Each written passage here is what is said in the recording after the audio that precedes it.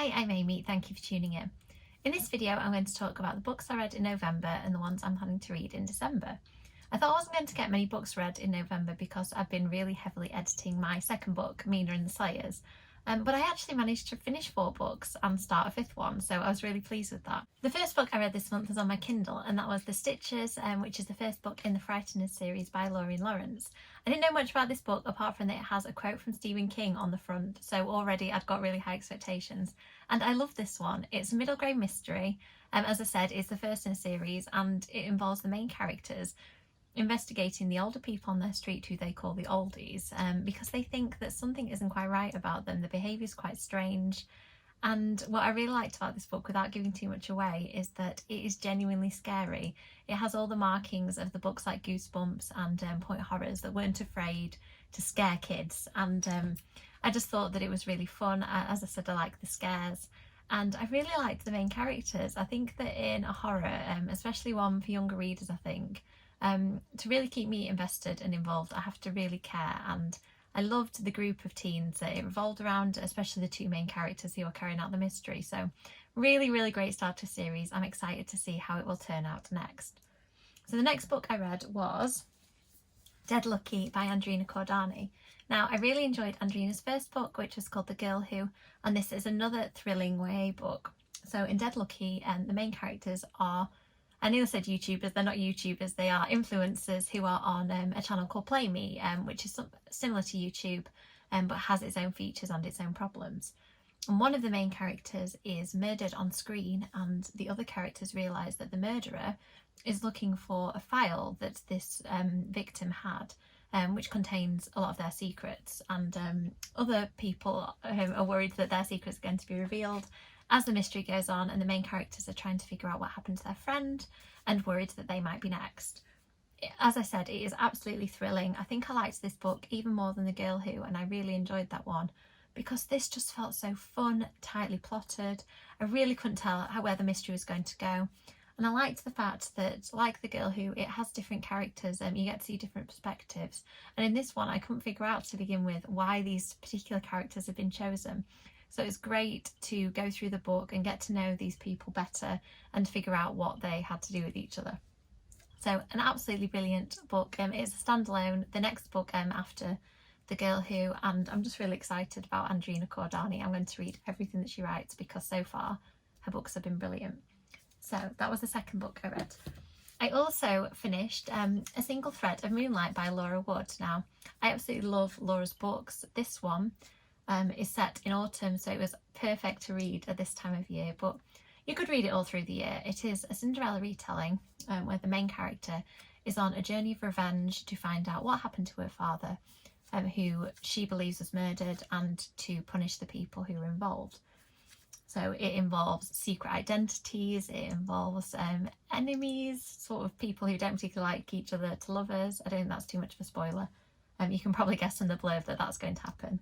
And I love the romance in Laura's books. She writes relationships absolutely beautifully.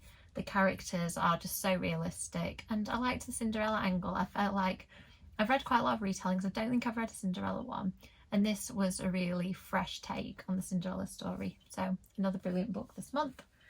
The next thing I read was Loki, A Bad God's Guide to Being Good by Louis Stowell. This book is so much fun. I feel like if I'm going to predict any children's book that is going to be a runaway success next year, this is going to be it. It has that feel, it's a diary, so it has the feel of things like Diary of a Wimpy Kid, and I can tell it's got serious potential because in this one, Loki has been sent to Earth as penance for his crimes, and he has to live as a human and record what's happening to him in this diary. So I feel like there's going to be potential for lots more stories in this version of Loki. I love the fact that it references lots of Norse myths. I feel like I need to know them a little bit better, but it made me smile when Loki talks about the past things he'd done, which came from Norse mythology. I like how Thor is presented in the book. It's obviously from Loki's point of view, so it's not a very sympathetic portrayal of Thor. And I just think this book is super fun if you want to read something middle grade, really well written. And another thing I love about is the illustrations. You can see from the cover, Louis illustrated this book herself, and they are fun, silly, a little bit rude and cheeky, and that is what the whole book is like. It's very funny. It's very mischievous, just like Loki himself, and I just think this book is going to do really well. I'm really excited about it. It comes out, I believe, I'm going to check, comes out in February. It's aimed at readers for age 8+, but you know, I loved it, and I think people who are a strong reader, a little bit younger, but certainly a middle grade audience will really like this book. So the last thing, I didn't finish this month, but the last thing I was reading this month was The Shadow Glass by Josh Winning. And I've just started it, but already I feel like I've plunged straight into the story. I'm getting to know the main character, and it's one of those books where you feel like already I really, really care. So the character, I'm just going to check his name, and the character's called Jack, and his father has died, and he's going back to his father's house to clear out his things, and thinking about his father's legacy as a movie director. He directed a film called Shadow Glass that people, I think it developed a cult following but didn't do that well at the time. And it turns out that the puppets from the the puppets from the Shadow Glass are real, and he ends up working with some of the puppets, working with other characters, and trying to defeat the evil puppets who are bent on chaos. So I haven't got to the puppets coming to life yet, but it's just so good. I already know that I'm going to love it. It has a real 80s feel. I can tell that the author Josh Winning is really appreciative of 80s pop culture, as I am.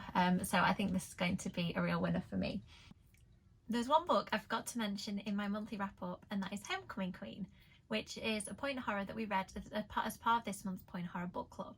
If you haven't heard of that, it's run on Instagram by Chelle Toy, and if you look up Tales of Point Horror Book Club, you should find it. And it's a really fun club where every month we read a point horror book.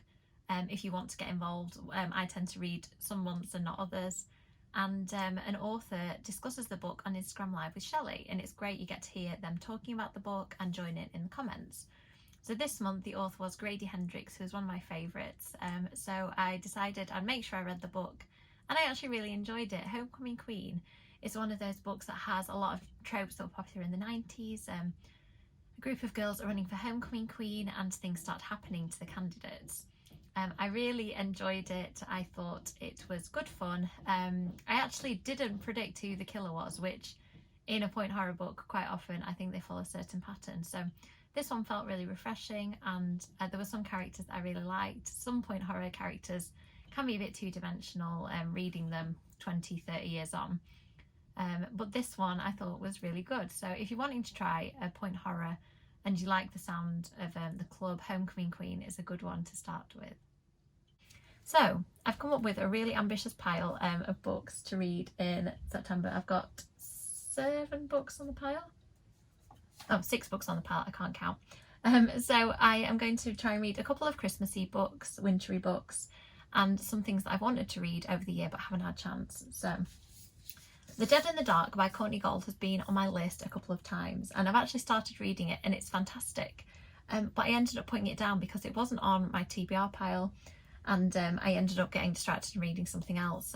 But it is so good, so well written so far, utterly creepy. So I'm determined I'm going to read this month.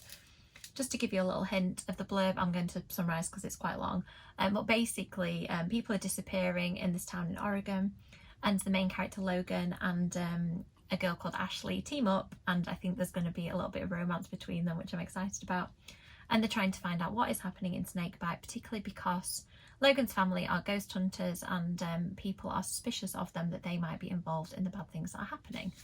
So this is one of those books I've wanted to read all year. I wanted to read it as soon as I pre-ordered it, and I'm determined this is going to be the month. The next book on my list is a Christmassy one, All I Want for Christmas by Beth Garrett. Now, I love Beth Garrett's books. They are really funny and witty, and also slightly cringeworthy. Those books that give you that feeling of what it was really like to be a teen, which I really love, especially now that I'm out of that stage. And I liked the premise of this book as soon as I read about it, but I will read anything that Beth writes anyway.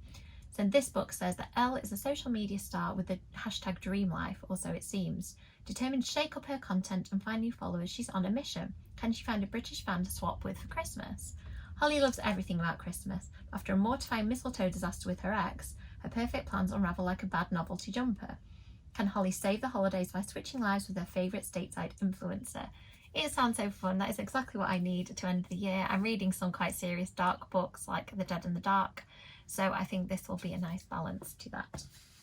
Another fun, cute book that I've been saving is Merry Christmas by Jenny Jennings, and this is another book that sounds like it's full of romance and drama and hopefully some kissing, as the cover and the title promise me. So I think that this time of year I really like cuddling up with cosy romantic books, so I think this will be another good choice. Next up, quite a lot of booktubers have been talking recently about Goosebumps. I believe that Jordaline and Cameron from Library Macabre and Erin from Erin Megan Reads have all been talking about Goosebumps books at various points to me, and I didn't read Goosebumps the first time around. I thought at the time that I was far too old for them, and of course I'm reading them now as an adult. I was reading Point Horror and Fear Street by the time Goosebumps came out, so I've decided that I'm going to start from the beginning and have a go at Goosebumps. I would love to write a book like this kind of thing for younger readers. So for research and because I really want to read them, I'm going to start at the beginning. So this one, Say Cheese and Die, I believe it was Erin Megan that mentioned this to me and gave me the idea. She likes this particular one. Greg and his friends think it's pretty cool when they find an old camera in a derelict house, and it works. But the camera takes weird photos, like the one of Greg's dad's new car, totally wrecked. Then his dad is in a bad car accident. What's going on? And when Greg takes a picture of his friend Sherry, she's not in the photo and it develops. Then Sherry disappears altogether. Now Greg knows for sure that the camera is creepy. More than that, it's evil. I just think these R.L. Stine books are so fun. His point horrors were like that, really outlandish, and had some, in the point horror cases, really interesting death scenes. I'm not sure the Goosebumps goes that far, but I'm looking forward to this. I hope I enjoy it. If I do, I'm going to try and get as many of them as I can. Next, I got an early birthday present from my friend Mia. She knows that I love the Truly Devious books, so she got me a copy of The Box in the Woods, which I believe is a standalone involving some of the characters from the world of Truly Devious, and I'm so excited about this book. I ended up not having read the Truly Devious books, reading them back to back earlier in the year, and I just think that they're a fantastic mystery. I like the fact that they reference history, and for me, books that have amazing characters tend to be some of my favourites, and these books definitely have memorable characters in them. So really excited about this. I don't know whether you need to read the other books to have read it. I have, but I will let you know after I've read it. And last up, a book that was on my TBR pile last month that I didn't get time to read was The Haunting of Lee Harker by Darcy Coates. I've heard so many good things about Darcy Coates. On BookTube this year, she's been one of the authors that I've seen more than any other, and I'm really excited about this. I read the first couple of chapters. I don't know whether anybody else does this, but I often do, just to see what a book's like when I'm going to pick it up. And it immediately plunges you into the horror and the creepiness. So I think it's going to be great. It, as you can tell from the title, it is a haunting story about a woman who's haunted in her home.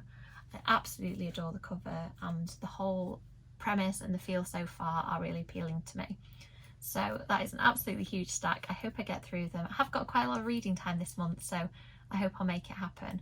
The final thing I'm going to do in my video is unboxing. So Scholastic very kindly sent me this lovely package. I hope I know what it is. There's a book coming out in January called Win, Lose, Kill, Die by Cynthia Murphy. I got to read a really early copy of it, and I've seen copies of Win, Lose, Kill, Die going out into the wild, so I'm hoping this is mine. So time to find out. I love a nicely presented proof. It's all wrapped up inside. So let's see so to start with, we have a letter welcoming me to Morton Academy. Personal letter. That's excellent. So it says, Dear Amy, many congratulations on accepting your place in Morton Academy. As you know, we remain one of the most exclusive sixth form colleges in the United Kingdom. We pride ourselves on admitting only the most gifted of minds. We believe you'll make an excellent addition to our school. I'll leave it there so I don't spoil too much in the book, but that is a really cute touch. Next we have the publicity info, and oh, there's a cute little head girl badge. Don't think I want to be head girl. Having read the book, the premise is that people are being murdered, and it seems to be the candidates who are next in line to be head girl. Absolutely love this book. I read it a couple of months ago. I'm planning to reread it now I've got the finished copy. And if you're fans of Last One to Die, or if you're fans of YA horror thrillers, Cynthia's books are absolutely brilliant. Now I'll show you the beautiful finished copy. Look at that. I love the colour palette of Cynthia's books. The titles are so intriguing. Win, Lose, Kill, Die. Excellent. Got a quote from Catherine Foxfield on the front. Will keep you up all night at night. I agree. I read this nearly in one sitting when I first read it. And finally, in the box, there's a box of sweets. How cool is that? And it says, oh, they're blood sweets, of course. Perfect for the book.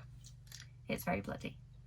So that is it. Little unboxing to end. I may add that book to my TBR pile for the month if I get time. If not, I'll probably read it in January when it comes out. Thank you so much for watching. I hope you've enjoyed seeing my little unboxing, seeing the books that I've read and that I'm looking forward to reading. Thank you for your support in my channel. I do appreciate people who keep liking and commenting and engage me on social media.